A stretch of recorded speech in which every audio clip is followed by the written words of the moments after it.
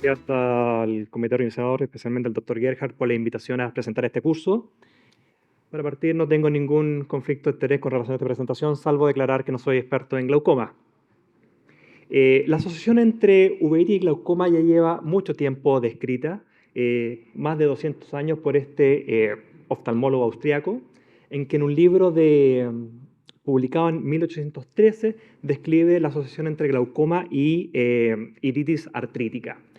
Y ustedes saben que esta asociación es frecuente. Este es un estudio, el resultado del estudio SIGHT, que es un estudio muy conocido en uveitis, un estudio gigante de mucho tiempo de evolución, son varios estudios, la verdad, que muestra que más del 50% de los pacientes con uveitis van a desarrollar hipertensión ocular durante algún momento de su evolución.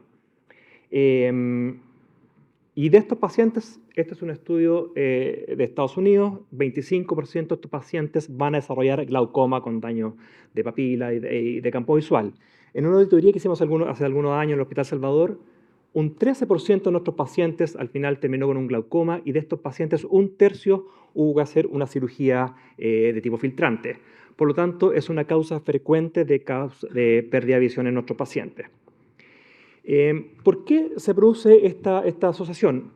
Principalmente dos mecanismos, de ángulo abierto con glaucoma y de ángulo cerrado.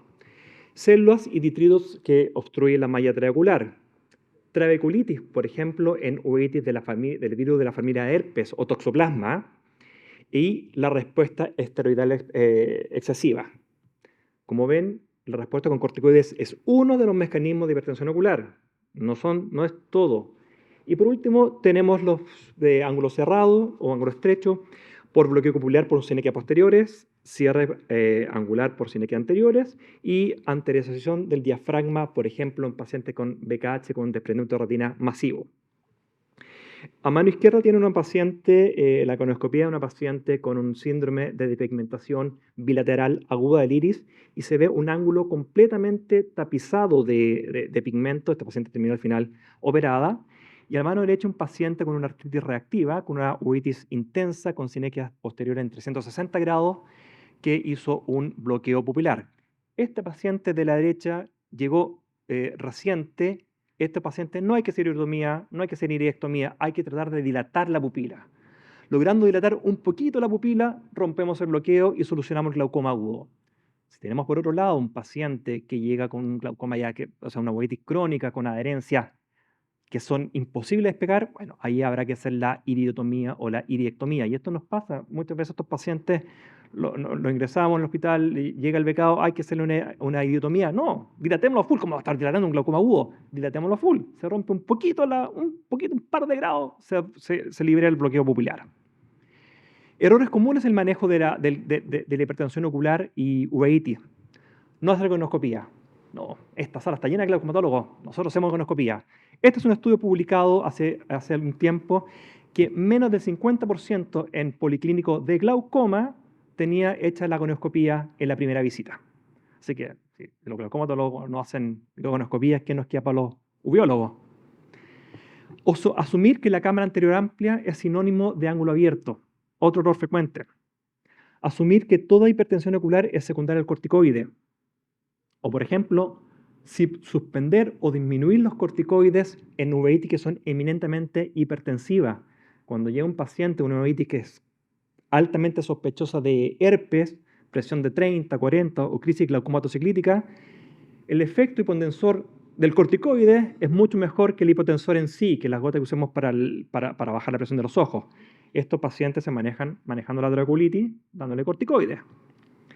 Por otro lado, hacer el quite a las prostaglandinas, que uno lo ve frecuentemente, ¿no? Este paciente tiene uveitis, tiene glaucoma, vamos a tener complicación con las prostaglandinas. Y este es otro punto súper importante, y lo voy a destacar, manejar a estos pacientes sin asociarse con un especialista en uveitis involucrado. Los casos más difíciles que me ha tocado ver son pacientes que caen en colegas de segmento anterior, maravillosos, excelentes, que se hacen cirugía, recirugía sin manejar el componente inflamatorio y son derivados una vez que ya tienen el ojo completamente inflamado y parece puré en la cámara anterior. Cuando hacemos conoscopía, describir el ángulo, es describir las sinequias anteriores, su extensión, presencia de granulomas, neovasos, sangre, hipopion. Con respecto a los corticoides y la hipertensión ocular, hay una asociación bastante frecuente. 30% de los pacientes van a hacer hipertensión ocular. Y una hipertensión ocular severa, sobre 30-31 milímetros de mercurio, se da en el 4% de los pacientes. Y esto, desgraciadamente, es más frecuente en niños. Y la hipertensión ocular no es inmediata, es por lo menos después de 1 o 2 semanas de tratamiento con corticoides. Entonces, cuando hay un paciente con uveitis que a los 2 o 3 días le dejamos corticoide y a los 2 o 3 días lo controlamos y la presión le sube, lo más probable es que no sea por el corticoide. Normalmente cuando hay uveitis hay un apagamiento del cuerpo ciliar, baja la producción de humor acuoso, controlamos la inflamación, se empieza a activar el humor acuoso y sube la presión. Y esto lo malinterpretamos como unos pacientes que responden al corticoide. Con respecto a las prostaglandinas y uveitis, inicialmente hay algunos estudios que mostraron que aumenta el riesgo de edema macular y altera la barrera hematucosa, sobre todo en pacientes afáquicos y pseudofáquicos. Sin embargo, estudios experimentales no muestran efecto de la barrera hematocosa ni inducen quimiotaxis, elemento clave en la patogenia de la uveitis. Aquí les voy a mostrar algunos estudios, son estudios también un poco más antiguos, estudio de 94 pacientes, el 6,4% desarrolló uveitis anterior por latanoprost. Otro estudio un poquito más grande, de 500 pacientes, sin historia de uveitis, 1% desarrolló uveitis, pero en pacientes que tenían historia de uveitis, estando inactiva cuando se usó latanoprost, casi un cuarto desarrolló uveitis. Sin embargo, cuando el paciente estaba con su uveitis inactiva y dejamos prostaglandina, no hay un aumento significativo de la inflamación. Y por último, destacar este estudio que es muy grande, casi 4.000 pacientes, que los compara con pacientes con latanoprost, que lo compara con pacientes controles. No hay diferencia entre la aparición de uveitis ni edema macular a 5 años. Por lo tanto, múltiples estudios no han encontrado una asociación entre prostaglandinas y recaída de edema macular o en pacientes con uveitis. ¿Y por qué es esto?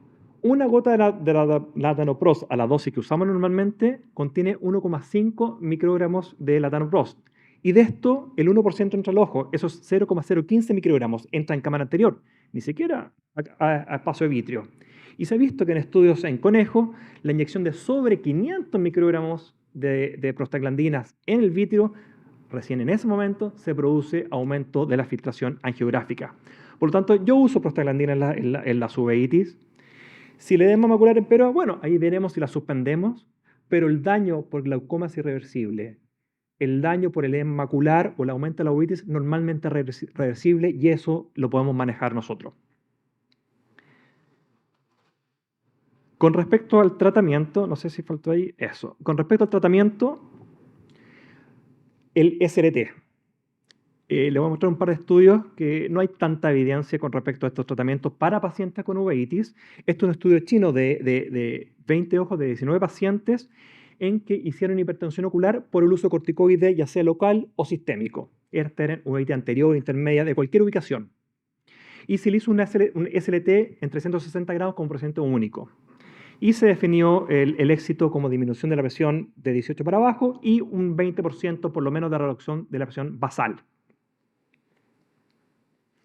Al año tuvieron un éxito de un 65%, es decir, bajó la presión, sí, un éxito no muy alto, la verdad, y no hubo reactivación de la uveitis.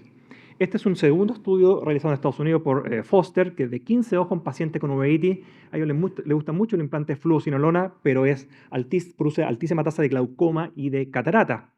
Y también se hizo SLT como procedimiento único y se definió un éxito como la presión menor de 22 milímetros y o una baja presión de 20% con respecto a la basal. El éxito aquí fue bastante menor, menos del 50% al año logró controlar la presión ocular. Y no hubo reactivación de la uveitis o empoderamiento de la uveitis. Recordemos que estos pacientes tienen un implante en el vitrio que dura por lo menos 3 años, así que es esperable que no deberían reactivarse estos pacientes. Entonces, el SRT puede ser opción en algunos pacientes, principalmente pacientes con glaucoma corticosteroidal, como objetivo de evitar incrementar tanto la terapia tópica o como puente esperando una cirugía filtrante. Pero los pacientes deben estar atentos que puede producirse la presión alta post-SLT y que pueden probablemente requerir una cirugía filtrante. Con respecto a las cirugías, la trave, los tubos y los MICS, La trabeculectomía, la cirugía clásica de glaucoma, este es un estudio de un solo centro de 70 ojos, de 50 pacientes, que se usó trabe con mitomicina como primera cirugía de glaucoma, primer procedimiento, y se definió el éxito de pacientes con la presión entre 6 y 21, con o sin fármacos y sin nuevos procedimientos. Y aquí vemos que el éxito a 3 años es solamente de un 60% y a 5 años baja dramáticamente y un tercio de los pacientes a 5 años solamente tienen un control de la presión ocular.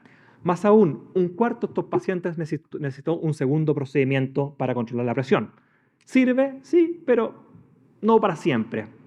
Este es otro estudio japonés que compara trabe con mitomicina en pacientes con glaucoma uveítico versus glaucoma primario de ángulo abierto. Y vemos, como es esperable, que en pacientes con glaucoma sin uveitis, una tasa de éxito mucho mayor comparado con los pacientes que tienen uveitis. ¿Y cuáles son los pacientes de uveitis que anduvieron peor? Eran los pseudofáquicos y los pacientes con uveitis granulomatosas. Y no hubo diferencia en la tasa de complicaciones. Vamos a ver un poquito más adelante. ¿Qué pasa cuando comparamos las traves con los tubos? Que ha sido una revolución en el área de tratamiento de la uveitis. Hay múltiples estudios que comparan la trabeculectomía con tubos, principalmente con AMED y Verbel. No sabemos bien qué pasa con los nuevos tubos, por ejemplo, el tubo de Paul. Tenemos algunos pacientes que hemos implantado en uveitis, pero la verdad la experiencia es mucho más limitada. Y no hay diferencias iniciales entre la presión intraocular entre tubo y trabe.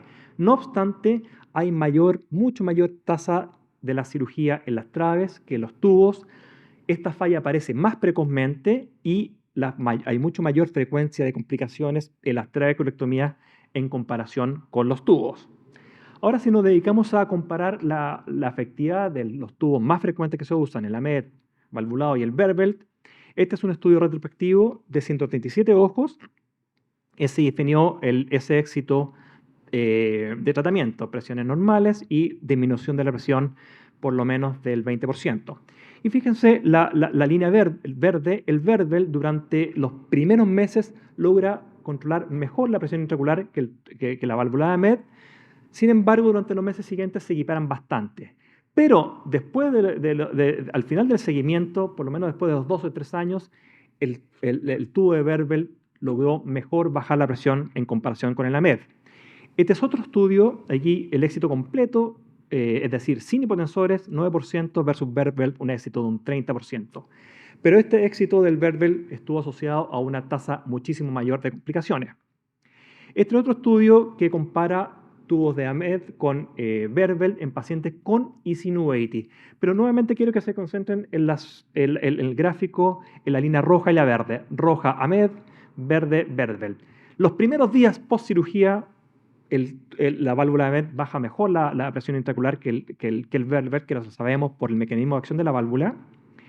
No obstante, después de algunos meses, el tubo filtrante de Verbel logra mejor control de la presión intraocular en comparación con el AMED. Por último, un par de palabras con respecto a los MICS. Cualquiera de estas técnicas, las ventajas que tienen es una recuperación más rápida, menos efectiva, eso sí, para el glaucoma severo, por la menor impacto en la reducción de la presión intraocular. Existe el riesgo de reactivar uveitis y la información es muy limitada, desgraciadamente, en pacientes con uveitis, por lo tanto no es algo que se hace frecuentemente. Como conclusión, la hipertensión ocular y glaucoma es un matrimonio frecuente. Durante más del 50% va a haber esta asociación. Hay múltiples mecanismos de elevación de la presión y no subtratar la hipertensión ocular por medio de las prostaglandinas. Considerar que algunas hipertensiones oculares no son por corticoides, son por trabeculitis y se tratan con corticoides. La trabeculectomía es efectiva para bajar la presión intraocular, no obstante tiene más falla, dura menos en comparación con los tubos. Y dentro de los tubos el Verbel logra mejor controlar la presión ocular en comparación con la válvula de AMED. Los MICS no tienen evidencia todavía para apoyarlos en pacientes con uveitis y, muy importante, estos pacientes requieren un manejo conjunto entre el glaucomatólogo y el especialista en enfermedad inflamatoria ocular. Muchas gracias.